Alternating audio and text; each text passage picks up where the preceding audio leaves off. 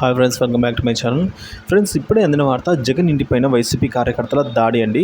So పరిస్థితి తీవ్ర ఉద్రిక్తతకు చేరింది. మరి ఆ వివరాలన్నీ కూడా ఈ వీడియో ద్వారా తెలుసుకుందాము. వీడియోని ఎక్కడే కానీ స్కిప్ చేయకుండా ఎండ్ వరకు చూడండి, అప్పుడే పూర్తి ఇన్ఫర్మేషన్ అర్థమవుతుంది. అలాగే వీడియోకి ఒక లైక్ చేయండి. ఇక వీడియోలోకి అయితే వెళ్ళిపోదాం. ఏపీ మాజీ ముఖ్యమంత్రి అయిన జగన్మోహన్ రెడ్డి గారి సొంత ఇలాకాలో ఉద్రిక్తత చోటు చేసుకుందండి. 3 రోజుల పాటు పర్యటనలో భాగంగా ఆయన పులివెందుల నివాసానికి వెళ్లారు. దీంతో వైఎస్ఆర్ కాంగ్రెస్ పార్టీ నాయకులు, కార్యకర్తలు ఆందోళనలకు దిగారు. గత 5 ఏళ్ల పాటుగా తాడేపల్లిలో ఉండి ఇప్పుడు పులివెందులకు రావడంపై ఆగ్రహం వ్యక్తం చేశారు. మూకుమ్మడిగా జగన్ ఇంట్లోకి చొరబడి కిటికీ అద్దాలు ధ్వంసం చేశారు. జగన్కు వ్యతిరేకంగా నినాదాలు కూడా చేశారు ఫ్రెండ్స్. సో ఒక్కసారిగా ఈ ఘటన జరగడంతో అటు పోలీసులు సైతం కట్టడి చేయలేకపోయారు. ఈ ఊహించని పరిణామంతో అటు పార్టీ శ్రేణులు సైతం అవాక్కయ్యారు. ఎంత సర్ది చెప్పినా కూడా పార్టీ నేతలు అయితే వినడం లేదు. ఇప్పటికైనా జగన్ పులివెందులలో అందుబాటులో ఉండాలని అయితే సూచించారు. వైసీపీ అధినేత మాజీ సీఎం జగన్ ఇంటి వద్ద ఉద్రిక్తత పరిస్థితులు అయితే చోటు చేసుకున్నాయి.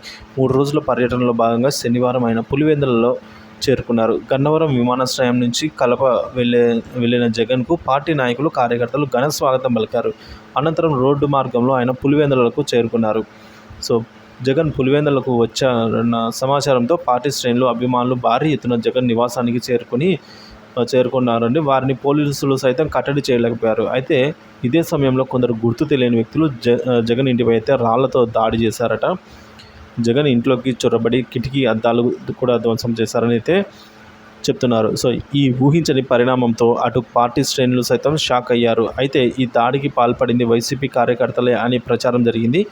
జగన్ ఈ 5 ఏళ్లు పులివెందులను పట్టించుకోలేదంటూ కొందరు కార్యకర్తలు ఆగ్రహం వ్యక్తం చేస్తూ ఆయన ఇంటిపైన దాడి చేస్తారంటూ సోషల్ మీడియాలో పెద్ద ఎత్తున ప్రచారం అయితే జరిగింది. ఈ ఘటనపై వైసీపీ అయితే స్పందించింది.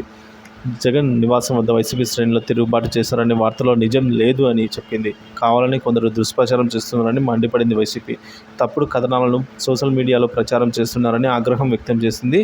ఇక ఇటీవల జరిగిన ఎన్నికల్లో వైసీపీ దారుణంగా ఓడిపోయింది సంగతి తెలిసిందే. సొంత జిల్లా ప్రజలు సైతం జగన్కు షాక్ ఇచ్చారు. కేవలం 11 స్థానాల్లో మాత్రమే వైసీపీ విజయం సాధించడంతో పార్టీ శ్రేణులు తీవ్ర నిరాశకు అయితే కూరుకొని పోయి ఉన్నారు ఫ్రెండ్స్ ప్రస్తుతానికి.